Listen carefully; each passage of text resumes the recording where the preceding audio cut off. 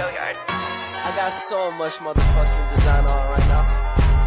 Break it down, bring it back, make it clap. I got 3 old thoughts, new block, where that day. Bitches on my line, and you know they come straight. Hold up, what it not, 45, scope it down, like, whoa. How you fucking with these hoes up? Assalamualaikum warahmatullahi wabarakatuh. Bertemu lagi dengan saya Alia Nuriskandar di review mingguan hukum pidana bab 5, yaitu tentang sifat melawan hukum.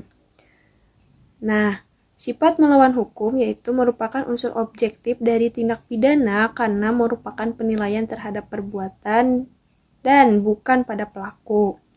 Suatu perbuatan dikatakan melawan hukum apabila perbuatan tersebut masuk dalam rumusan delik sebagaimana dirumuskan dalam undang-undang. Perbuatan yang memenuhi rumusan dalam undang-undang tersebut tidak selalu bersifat melawan hukum, sebab mungkin ada hal yang dapat menghilangkan sifat melawan hukum perbuatan tersebut. Contohnya di negeri Belanda itu tentang kasusnya dokter hewan, dan kemudian di Indonesia itu tentang Markus Effendi tahun 1966. Sifat melawan hukum terdiri dari 2, yaitu ada sifat melawan hukum formil dan material. Nah, sifat melawan hukum formil yaitu suatu perbuatan bersifat melawan hukum apabila perbuatan tersebut dirumuskan dalam undang-undang, sebagaimana suatu tindak pidana dapat diancam dengan sanksi pidana. Perbuatan tersebut dapat dihapus sifat melawan hukumnya apabila hukumnya itu diatur berdasarkan undang-undang. Jadi menurut ajaran ini, melawan hukum sama dengan melawan atau bertentangan dengan undang-undang tertulis. Kemudian yang kedua yaitu melawan hukum material. Nah, di melawan hukum materi ini bukan hanya berdasarkan undang-undang tertulis saja, tetapi juga berdasarkan asas-asas hukum yang tidak tertulis atau yang disebut dengan living law. Contohnya yaitu hukum adat.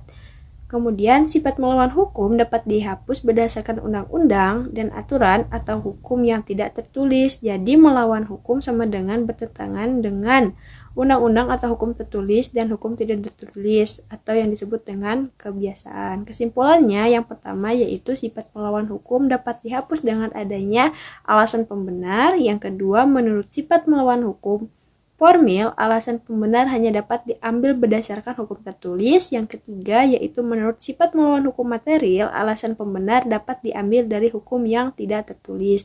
Nah, yang keempat, ajaran melawan hukum formil sudah dihapuskan atau ditinggalkan. Yang kelima, yang menentukan adanya alasan pembenar di luar undang-undang adalah hakim. Yang pertama yaitu apabila terjadi pertentangan antara hukum tertulis dan hukum tidak tertulis. Yang kedua, hukum tidak tertulis tersebut harus dipandang adil dan benar oleh seluruh masyarakat umum. Yang ketiga yaitu rasa keadilan itu harus bersifat umum.